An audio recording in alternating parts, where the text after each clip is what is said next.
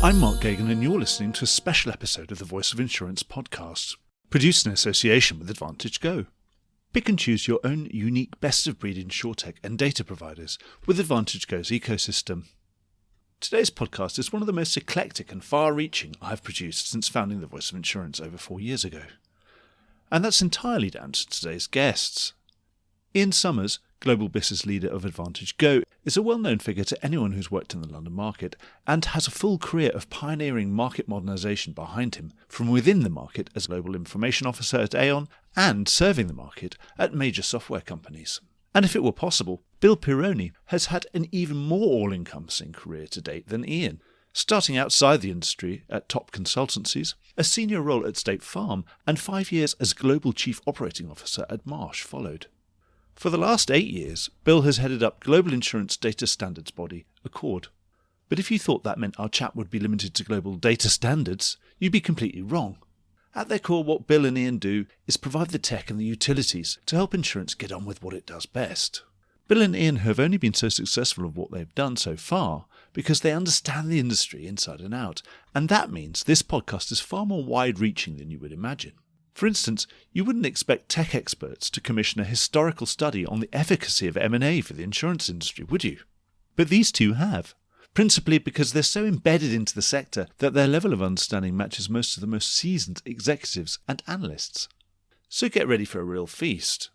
The winners and losers in insurance M&A, really detailed insights into the best applications for artificial intelligence, the real reason why insurance is so hard to transform, and the prospects for the London market if its latest digital reforms are successful are all to come. And the style of delivery may surprise you. If Ian is a strong and forthright character, Bill is almost off the charts in the energy and passion that he brings to this discussion. I had a real blast and learnt a huge amount. Listen on, and so will you. Enjoy the podcast. Ian and Bill, welcome to the Voice of Insurance. Thanks for having us back. Yes, I should say welcome back, Ian, to the Voice of Insurance, and welcome to Bill. And thank you, my first time being on the podcast. Bill, as you're the new boy, why don't you give us a brief introduction to yourself and your career to date and how you've got to be where you are? Sure, I didn't mean to come into the insurance industry, as very few people in our industry do.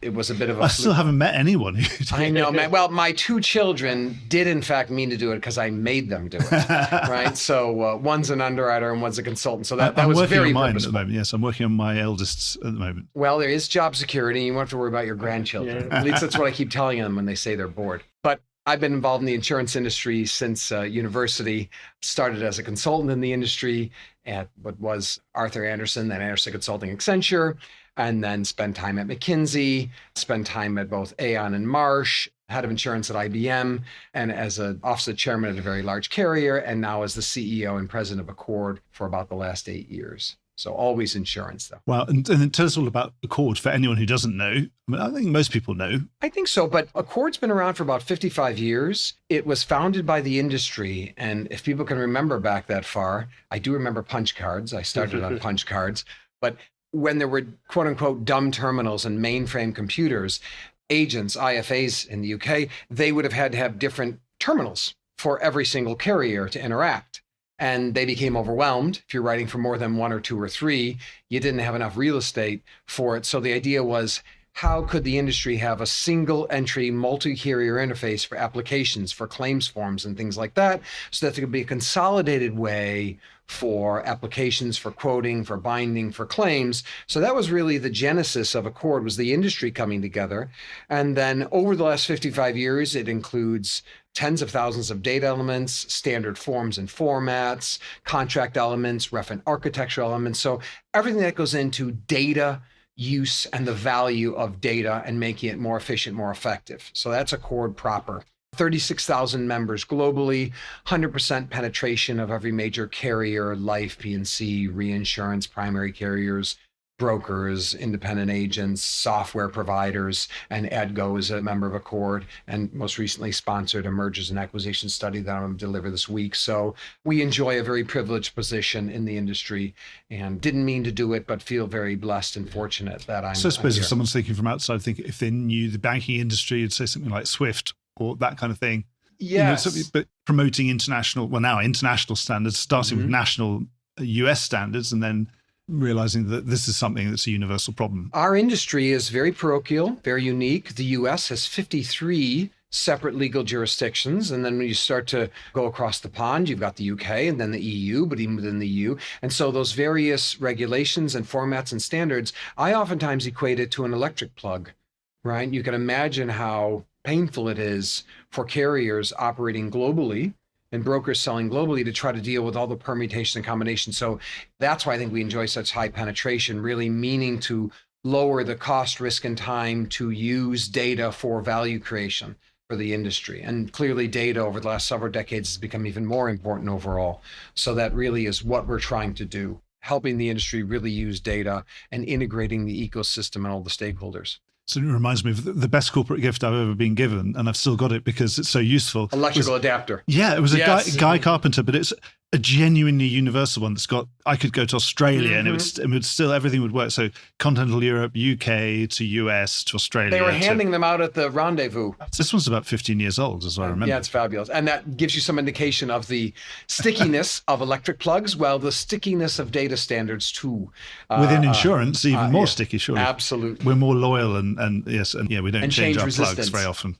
But loyal is a much nicer way of saying change resistant. But that's a good bit that you didn't touch on ACORD, is the fact that it brings businesses together. It's not just the standards that helps them come together, but it actually is a catalyst to change. Bring organisers, things like the Rushlicon event that we've... And Ian's too humble to mention it, but he was part of we have work groups around the world that actually come together. And Ian makes an incredibly important point where it's a locus for competitors to cooperate and collaborate. But Ian was part of one of our most important, if not the most important work group, which is Rushlicon, which brought together very large global reinsurance and large commercial carriers. And he was a very important founding member of that. And it's those standards that are really forming the backbone of the London market standards that we're having today. And as most things in life, people tend to look at it today and say, wow, that's very useful. Yes, but it took people like Ian over a decade ago to start to come together and make the effort to change an industry that's hundreds of years old. The global large risk standards, aren't they? But the thing with that is you wouldn't have naturally got Aon Benfield and Guy Carpenter, it was in those days, working together on anything.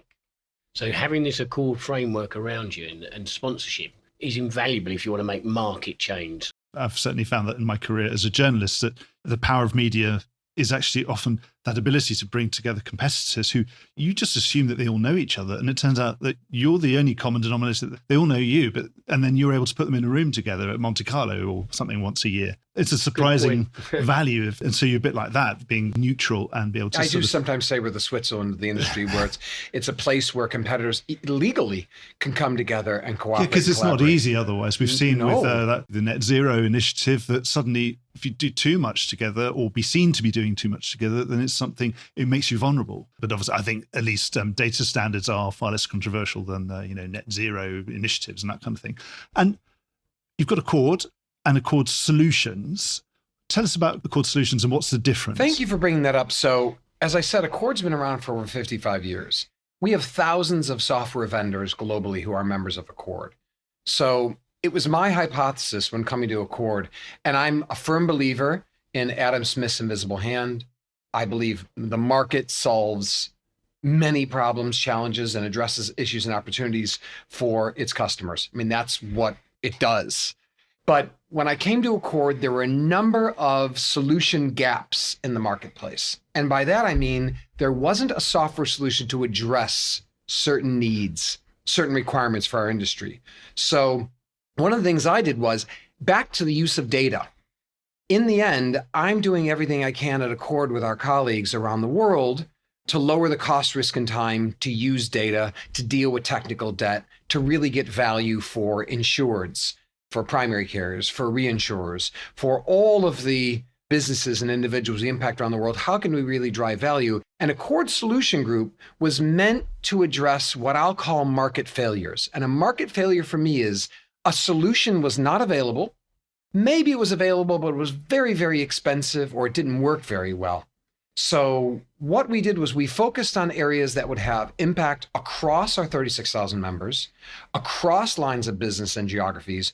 And some of these things involve data translation, data hubs, data exchange, things to where it was a natural fit for an industry-owned organization to build these things because either economically it wasn't going to be attractive or it required, as Ian said, collaboration and cooperation with competitors to come together. So our portfolio, we've got 5 core solutions. Now, sometimes in life to be lucky is better than to be smart.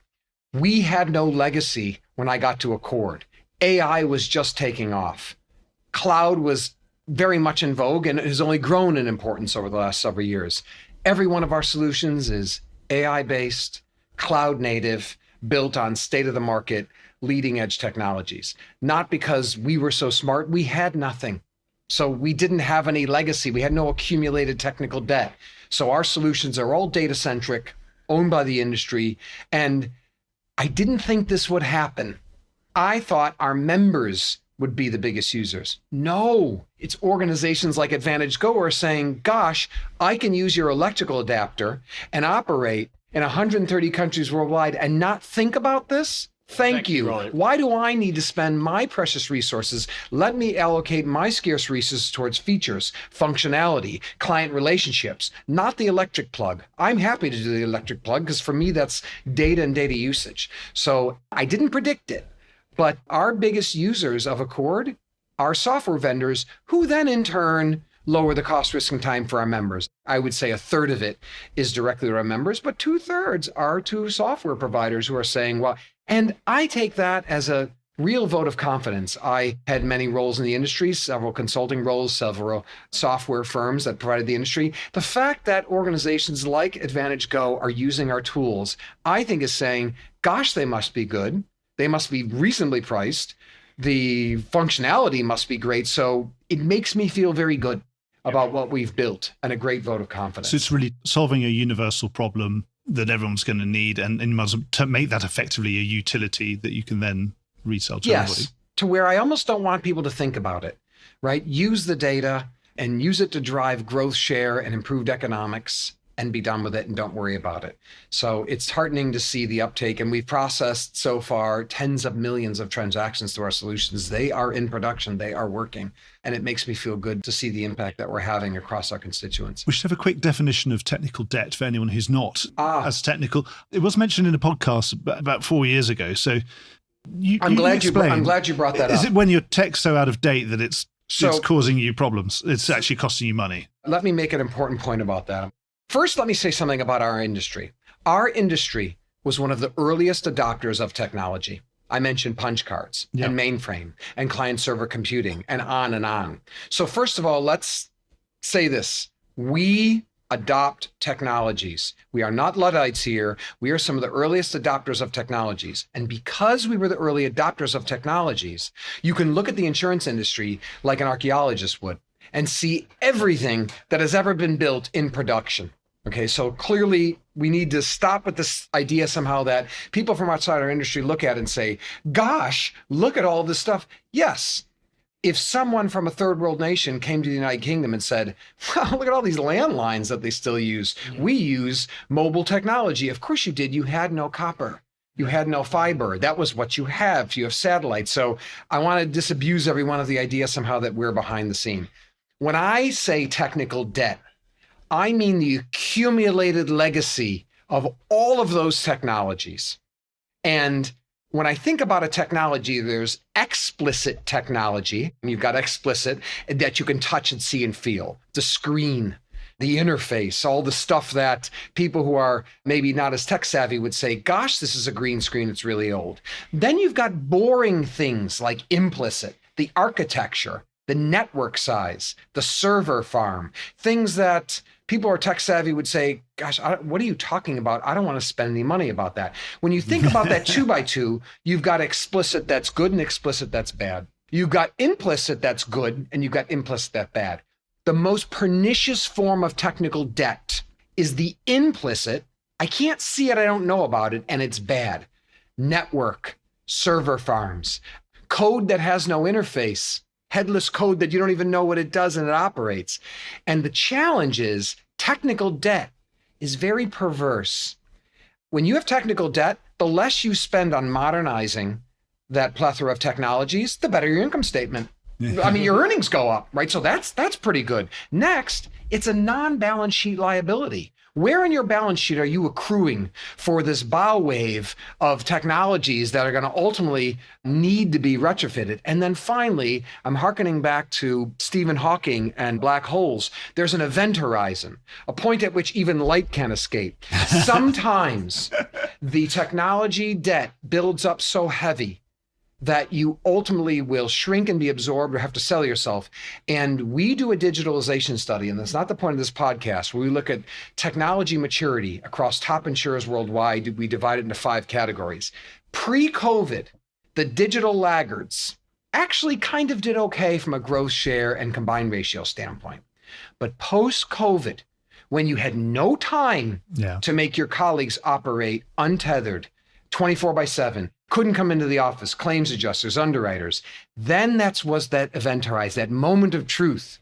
You can't throw enough money at an N-tiered architecture that's decades old to make it operate 24/7 untethered. So since COVID, those digital laggards have materially underperformed those with higher levels. So it's a long-winded answer.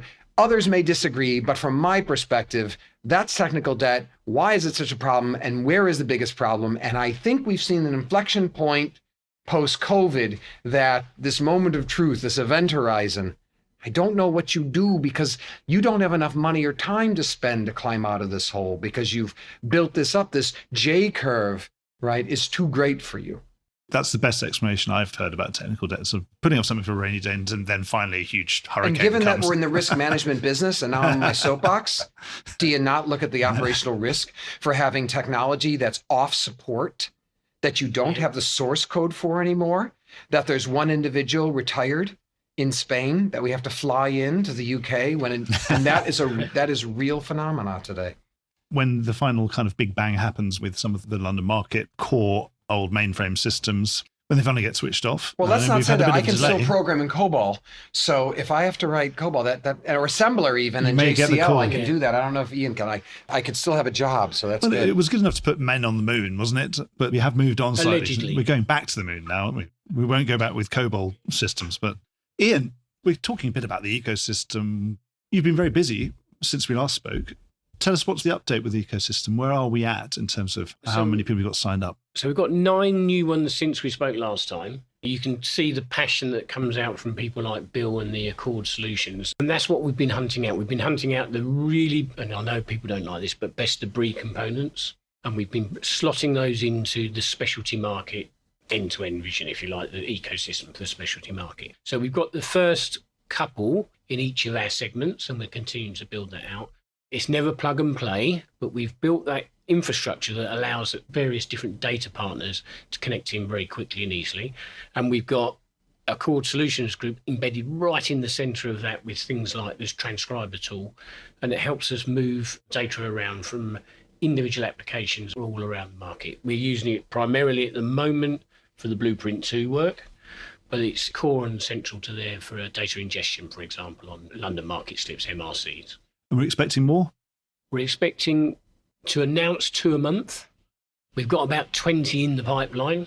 That's great. But it's in fact, looking back on it, it was obviously going to take time to go through this process, get people connected, understand commercial models. We want to be able to make it so much easier for our clients to adopt. So there's a lot of commercial, how do we front your contracts? How do we get a common service level agreement? How do we make the liabilities consistent across the pitch, for example? But yes, that sounds a point where lawyers start getting involved and then the treacle starts coming out. And so that does take time to go through. But you do that once, and we've got if you like, a category. You can pick a claim system or you can pick a rating tool. And we've got 2 or 3 of each of those already gone through that process. So every client would come across that problem whenever they do a change. Now, connecting to us once, that gives them the option to reuse those connections we've built, both the legal side of it, the support side of it, and the actual day-to-day plug-and-play components. It's not like Noah's Ark, you want to get 2 of everything.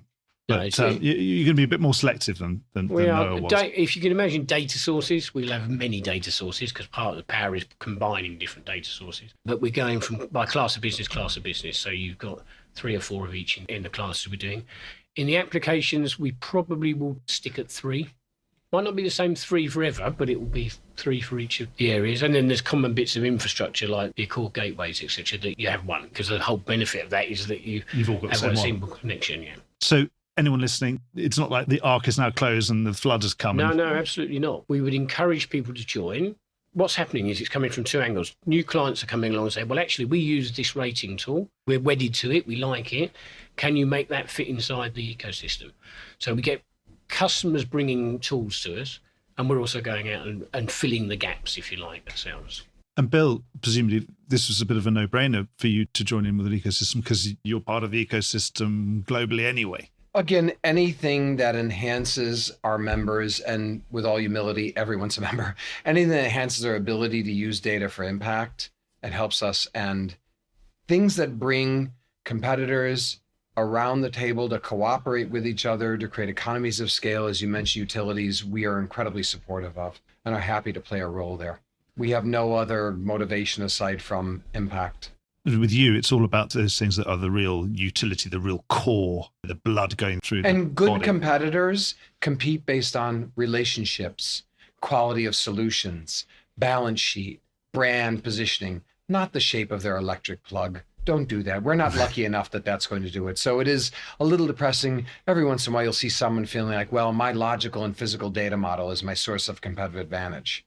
No, it's not. So we like Ian and we like AdvantageGo because they're helping to make people realize, no, it's how you use the tool. It's the not analysts the tool. that you've got. It's that team of analysts that you've got analyzing that data. It's certainly not whether they're using Excel. Well, now there isn't a competitor to Excel. I mean, there used to be Lotus 123 or something. That really is dating me. So yes.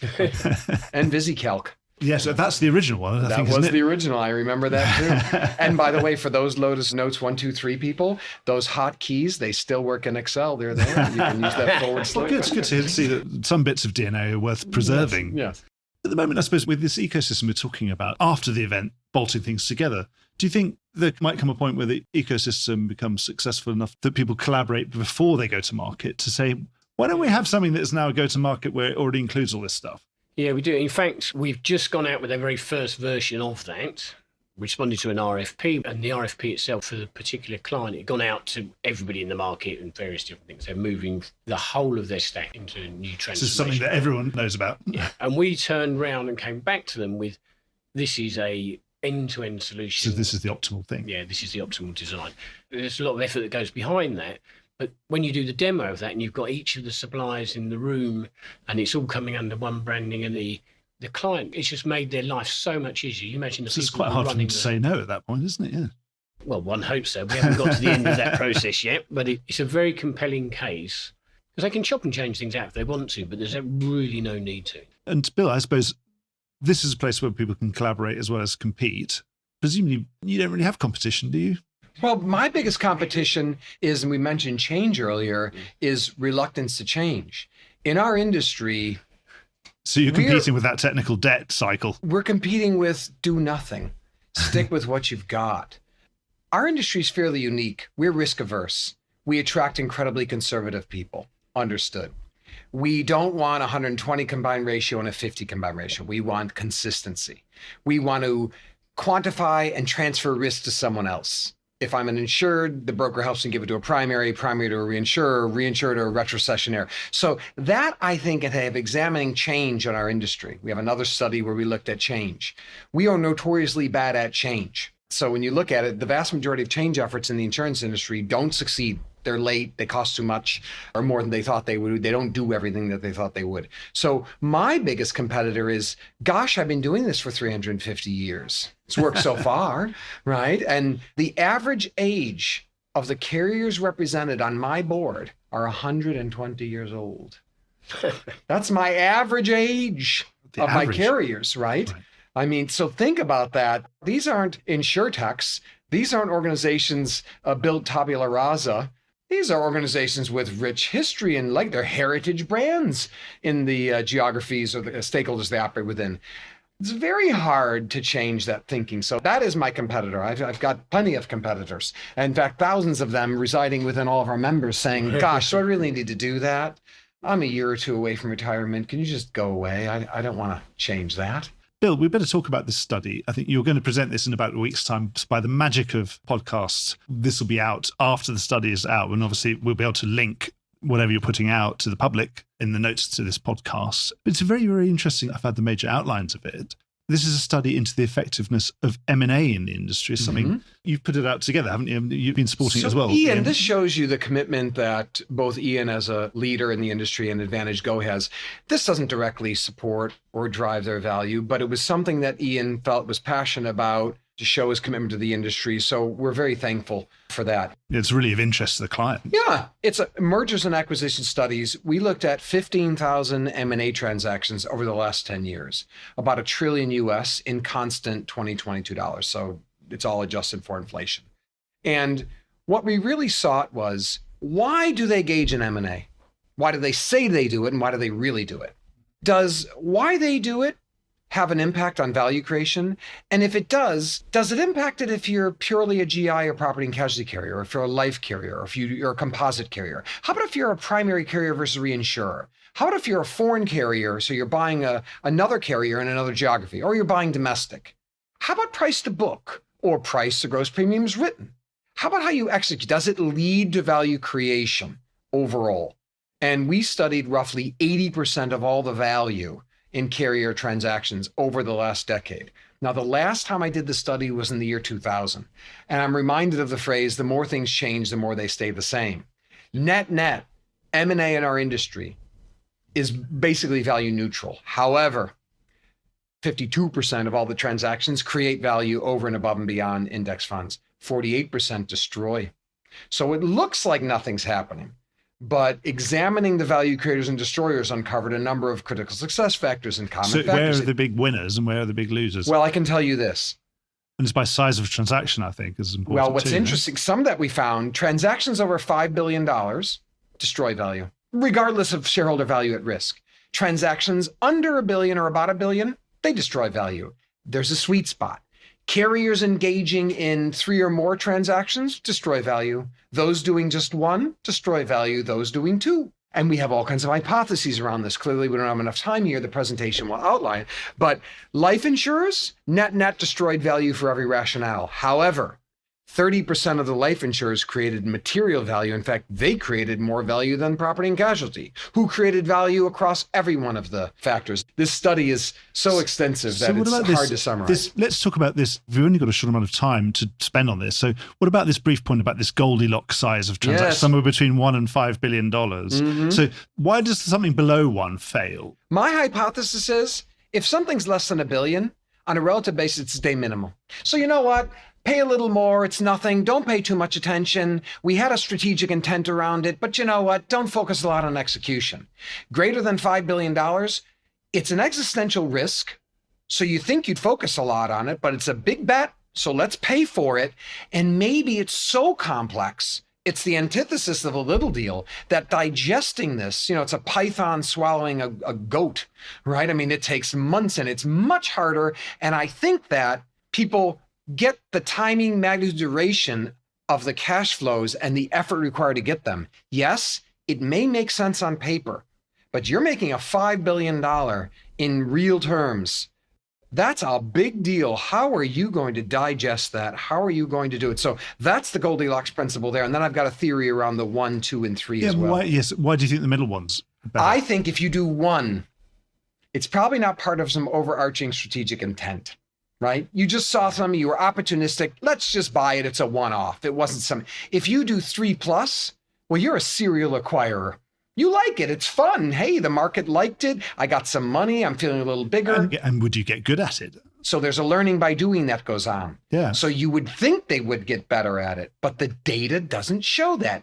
So maybe the 2 shows you're being thoughtful and opportunistic. You're being disciplined. It's not just 1. And by the way, these are statistically significant numbers. We're talking about hundreds of basis points better. Now, I do want to caution everyone who's listening. There's correlation versus causality. Let me give you an example. People who floss every day have much lower rates of heart disease. That doesn't mean go home and floss to cure heart disease. What that means is there's a set of behaviors around people that floss that probably have to do with diet and exercise. They probably go jogging every day. Yes, they do. So those buying 3 or more, I don't think it necessarily destroys value, but if you're spending money and it kind of indicates that maybe you're being a little cavalier about it, if you will. But the data shows it. And if you're doing one, well, are you really serious about it? Are you on a hunt? So it's 10 years.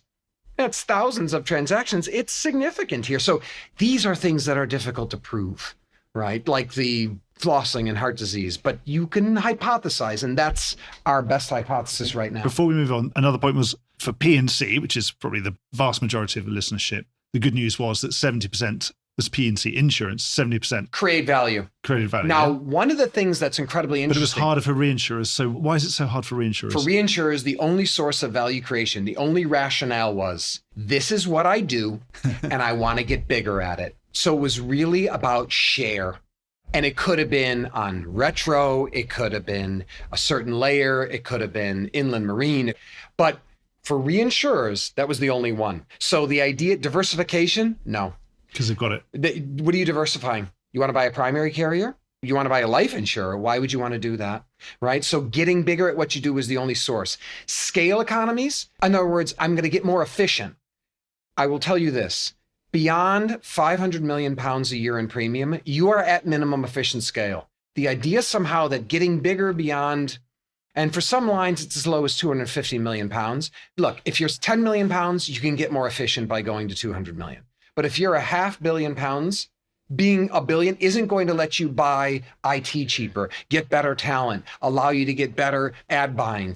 It doesn't. So for reinsurers, all of them are at minimum efficient scale by and large. But buying more in terms of revenue does afford some benefits. That was the only source for reinsurers. Well, that's really fascinating. No, I wish we can go into it. It's well over 100 pages. I'll only be showing a handful of them. Well, I think we've given listeners a really good reason to make sure that they download this and really digest it. Or, yes, or give it to someone who can really understand it. And I tell you what, I am very grateful, and we should all be grateful to AdvantageGo for sponsoring it, because without sponsorship, we're a nonprofit at ACORD, so we rely upon the support of people who care. And unselfishly, this doesn't have anything directly to do with software or the community. It's just advocacy for the industry and a commitment to making our industry better, more thoughtful, and creating value.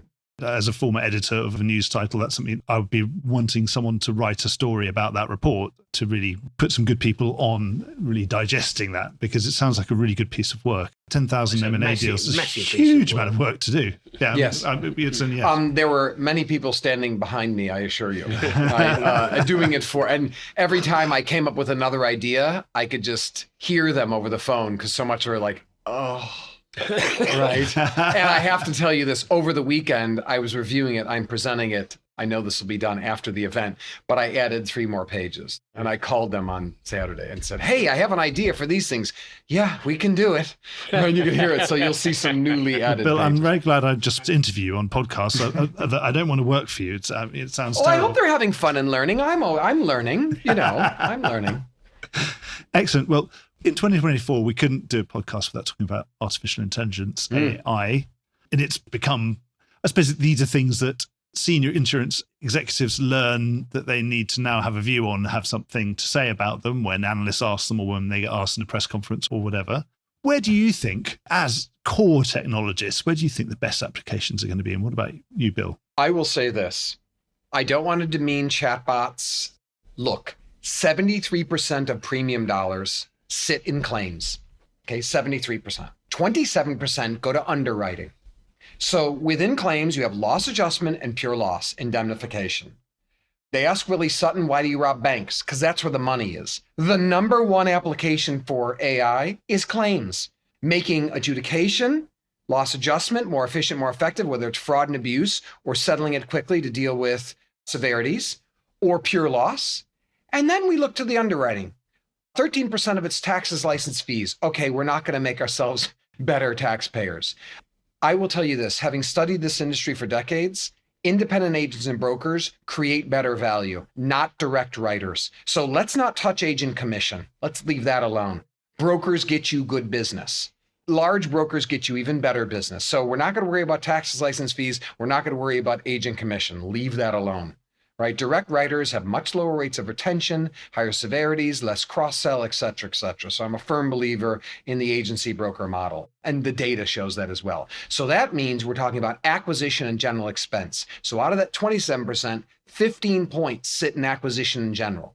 General expense is fixed costs to run the carrier that doesn't get allocated, that has nothing to do with premium volume. It's about 7.5. The other 7.5 is acquisition, the variable underwriting. Yeah. So again, AI, can I get more effective at acquiring? Can I get more effective at general expense? And then if you think about the virtuous cycle, if I don't underwrite it correctly, the best claims adjuster isn't going to be able to manage that severity.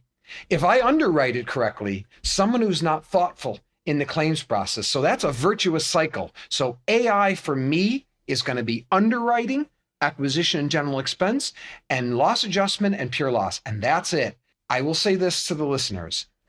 AI is an incredibly important force in our industry. It is non-trivial. You are underestimating what it's going to do to our industry. However, we often overestimate its impact on the near term and its impact in the long term. It isn't about the next 6, 12, 24 months. However, it's going to take years to get good at using this tool, which means you do, in fact, have to start now. And if that means you need to start with AI chatbots, okay, but that's not where the money is. Reducing interaction with customers, insureds, and or agents, let's not worry about, let's make them more loyal. Let's look to the real use cases in claims and underwriting. And that's just my perception because that's where the money is. And I think there's something else that must be said. It's new to many people, but I will tell you, 20 years ago, I built for a very large carrier an AI-based system. We called it neural networks then, with Lisp, a programming language. The word AI was coined in 1954 at Dartmouth. I wish they didn't call it AI. I wish they called it applied mathematics. This is applied math. Let's not look at HAL and C3PO and, diabolical AI forces from movies. This is old. The idea of backpropagation, mid-80s. A lot of these technologies, the things that made it more real now is computing power is much cheaper. To think about Moore's law, right? To think about neural networks and programming languages, the chip. These AI-based chips, let's be honest, they were invented for video games so that they can actually have shadows and shapes and all things like that. They're just applying that technology. So this is old stuff. It's come together in a unique way, but this is a force. There's many carriers around the world who've been doing this very quietly, very deftly. And you want to know who they are? Look at carriers who've grown faster than everyone else and have better combined ratios. They're there. How do you think they're doing it? With VisiCalc and slide rules? No. They've been applying these data techniques, which is why I want ACORD and our solutions to be the great level here to use this data. And AI and the ecosystem of vendors like AdvantageGo are bringing these capabilities to where they're buyable, purchasable, leasable at least.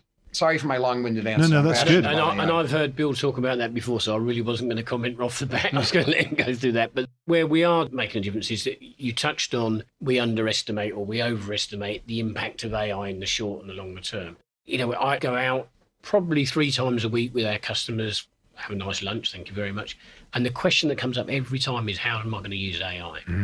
But we can practically implement that today in our underwriting workbench. So bringing insights to underwriters, analysing reams of data and presenting it in a way which is helpful at the point of sale, those sorts of components. I'm still working through ingestion, which is the other big subject. Everyone seems to think in all that unstructured stuff that arrives in your We inbox. do PDFs and we take data and we convert it into a PDF, and then we take the PDF and convert it back into data, and somewhere along the line we lose 20% of accuracy. That's getting better, but it's not the answer everyone's looking for at the moment. We need to get the data using ACORD standards actually coming right from the front of the service rather than trying to convert a PDF which was data. And so, how far automated do you think underwriting could be, Bill, and how far should it be? I think for many of the admitted lines, so not excess and surplus or specialty lines, we're there today for much of it. The UK is ahead of the entire world in terms of automation when you look at things like auto and the speed with which quotes are given. Yeah. So It's already happening here now. And they might not have thought it was AI, but when you're returning quotes sub-second or seconds through aggregator sites, it's happening now. I think that as AI moves from, and we won't go into level 1, 2, 3, and 4. Level 4 is sentient beings. We may never get there in our lifetime. But as AI progresses, and as Ian talked about, the lifeblood of AI is data. With enough data, right? If you think about, with a lever, I can move the earth. With enough data, you can do anything. So I think that it will evolve back to the longer term. As Keynes said, in the long term, we're all dead. But in the long term, we will start with personal. Then we will do a bit of personal auto. Then we're doing that with home. And then we'll do small commercial. And then we'll start looking at middle market for admitted business. So ultimately, I think there will always be manuscripted forms because there's always going to be unique risks. So what will happen, though, is what people may hear human in the loop. So if you see the acronym in AI, HITL, as we have our own acronyms in our industry, but that means human in the loop. Will we ever in our lifetime or for a time period that's relevant for all of us, humans will always be in the loop for certain lines of business. So I think it has no limit. I think it will be used even for bespoke cover, but back to that human in the loop. AI today, without going into it, has what's called hallucination. It will make things up that aren't right. You can go look this up and see that it's there. We'll get rid of that, but it's so creative that you got to be careful it's not hallucinating. So you got COPE data associated with the structure. You will want a human in the loop. I encourage my son to be an underwriter. I never would have done it if I thought it was career limiting for him. And I'm encouraging him to learn as much as he can about underwriting because for a time frame that's relevant for all of us, you will have underwriters. They will be examining it. However, they'll be more productive. They'll be more accurate. They'll be more tech savvy around using it. There'll be less noise between one underwriter and another, and the brokers won't be able to signal and noise. There may be less shopping that insureds or brokers will be able to do because when data becomes common enough and the capabilities are there, informational asymmetries of you don't know as much as that one knows or you know more and prices and terms and conditions, you will begin to see a leveling off. Well, certainly you won't have that problem. Well, not problem, but the thing that brokers are very good at finding any weakness. If you realize that for this type of risk, Ian's 10 times cheaper. He works at by the way, he works at the same company as you do, Bill. This is the land of don't go and see Bill because he'll give you this is the land of Darwin, and Darwinian evolution will eliminate that underwriter from the gene pool because their book of business is going to look horrendous, and it won't take long for the AI supervised learning tool to say, what's wrong with that underwriter? You're 2 to 3 standard deviations worse than everyone else. Goodbye. So if you want to worry about AI for systematically underperformers, we will ferret you out much faster than we might have in the past, right? Yeah, and especially you'll be replaced with someone who is far more in line with that Bill's human price. In the loop will have higher IQ points, and the Darwinian evolution will go faster. You're with customers all the time, and you've got 36,000 members. What are their biggest pain points at the moment, other than working out what the hell to do with AI, which now you've given some good answers of what they could do with that? What else at the moment? I think very program here in London, the impacts of Blueprint 2, how's that going to change the world for us? Do I invest now in the future of this digital marketplace, or do I wait until that London market change program's finished? So that's debate going on in their heads. The other one is the distribution. You've got the electronic placing platforms, PPL, Whitespace, Etau, and you've got individual broker platforms, you've got individual underwriter platforms. How do we make that a cohesive thing for this market? And the underwriters today are sitting there just seeing PPL, Whitespace, X, Howden's, Aon's, Marsh's systems. How do we work with those? If you like, the problems that we're seeing as the Is there a solution provider, to that? I mean, it sounds like that we've got 5 different telephone networks, but can't we get them all to work on the same? Yeah, so I think, and this isn't going to be a very popular comment, but I think PPL and Whitespace and alike are doing a fantastic job of working out the processes and what data moves where and when, supported by an ACORD message, by the way. But without everybody having that connectivity today, they need something to log into to be able to move the message around. PPL, let's just say placing platforms, are going through that pain of the change program, getting people used to be able to do things electronically. And as part of that, you will have your own, as an underwriter and as a broker, a platform where you talk. So in the next few years, that central component will have to evolve or disappear. I mean, it won't be a portal that you log into anymore. And there'll be very little benefit of it just being something you send a message to for it to distribute to somebody else, for it to come back again and be sent on. That's more like the ACORD central infrastructure. So they're doing a very valuable job today. They will not be around for a few years' time. It's more of a stopgap type situation. We're much more likely to just be kind of mind melding with each other. And it sounds a bit that's going a bit Star far, Trek-y. but your underwriting desktop, your broker desktop, you'll just send it out to many peers through. Ideally, I think in the London market, a central infrastructure. It should be a utility in the middle. You don't need any particular commercial entity owning that. What do you think the main benefits of that are going to be? Do you think this is something that London could become, by solving this very complex problem, then that could just be something that opens up to the world and just becomes the default system by which everyone transacts everywhere with everybody else? Well, I can say this. London has always been the beating heart of the insurance industry globally, has the richest set of talent overall, rule of law. Regulators are incredibly strong and make people feel confident to do business here. And it is our aspiration that the capabilities being built can be extended globally. I mean, there are many countries, city-states vying to be hubs, but this is the best in class. This is the key market around the world. The majority of the world's talent is sitting here. That would be a wonderful thing and something we advocate for at ACORD. And much of our efforts around ACORD and ACORD Solution Group are being poured in this market because we believe that these capabilities are fungible and extensible globally. So that's certainly my hope, and maybe more than hope. We are betting on it on behalf of our members. The latest podcast is with a business called InsureX. Fantastic, doing a really good job of actually creating an insurance exchange, which is notoriously difficult to do. And they've got carriers and brokers working together and seeing them, and generally as non-threatening, someone who is joining them all together and making them add value to both sides of a transaction. Their idea would be, well, why wouldn't someone in San Francisco hit that London button if they knew we're going to get an answer straight away, and with superior coverage and higher limits, but also incredibly quickly, in fact, more quickly than they could do maybe with the local market. Do you think at some point that wouldn't be a London button anymore? That would just be a market button, and it would use some of that technology that London had pioneered because everyone could connect to it.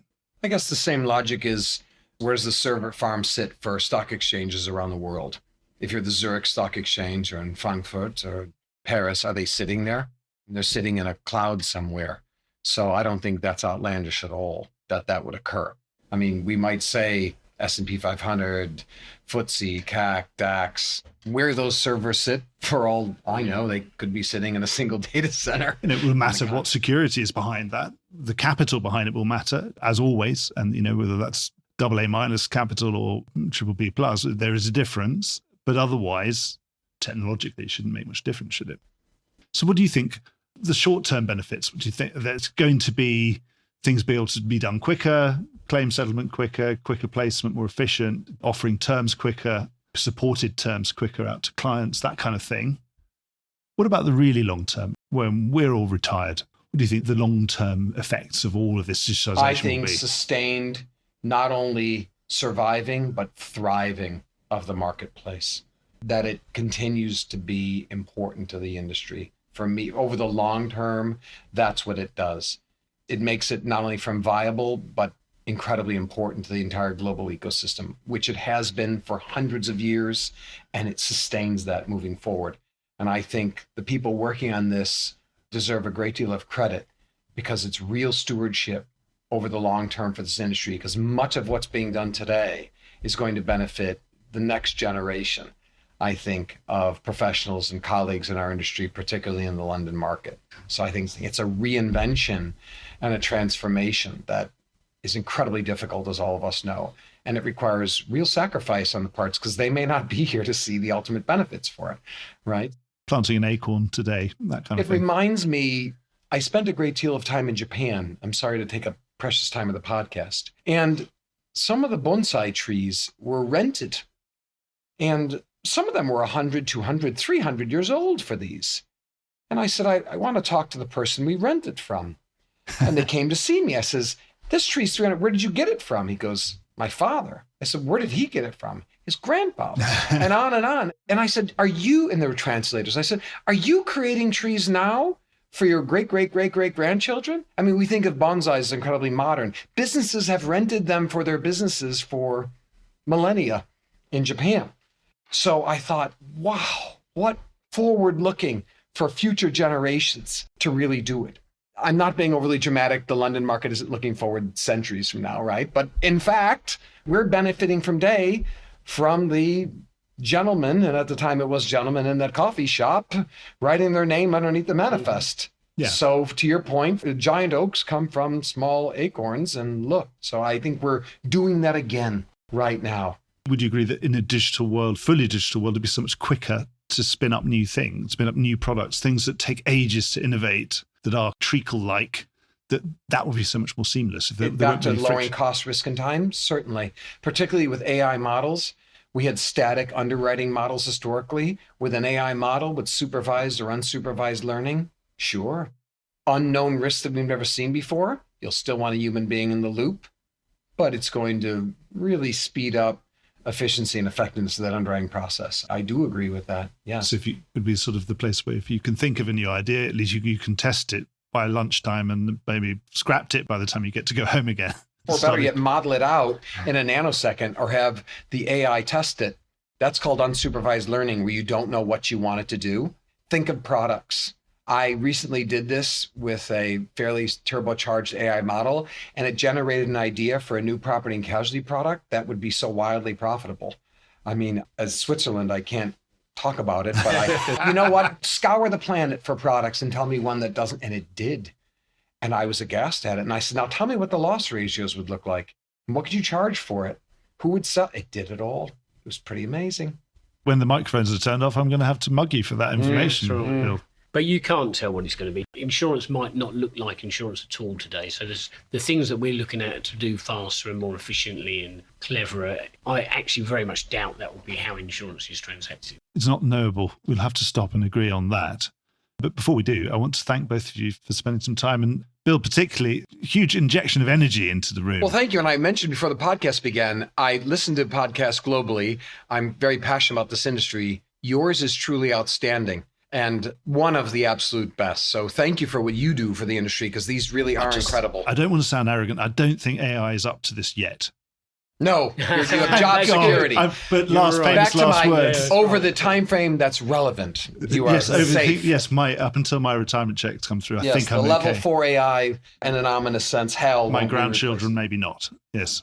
I'd like to say thank you again to Bill. So much energy in this conversation, and it's part of our ecosystem, adds huge amount to our customers. So thank you, Bill. It sounds like not much of it would work really without that. Just the basic building blocks at the bottom where, do plug in. Absolutely foundational. Thanks so much.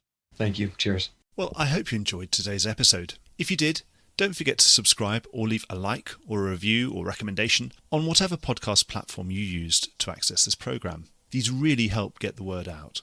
Before we go, just a quick reminder that advertising slots are available here and in other places in the Voice of Insurance podcasts. Podcasting is the fastest growing medium and attracts a high quality audience of key decision makers. It's also an intimate medium where you, the listener, are right in the room with me and the interview subjects. Needless to say, that means it's a great way of getting your message out directly to an audience because you know you've got their full attention. It's also very cost effective. So get in touch with Mark at thevoiceofinsurance.com to find out how you could be speaking directly to the industry. The Voice of Insurance is produced in association with AdvantageGo. Release your underwriters to underwrite with AdvantageGo's underwriting platform.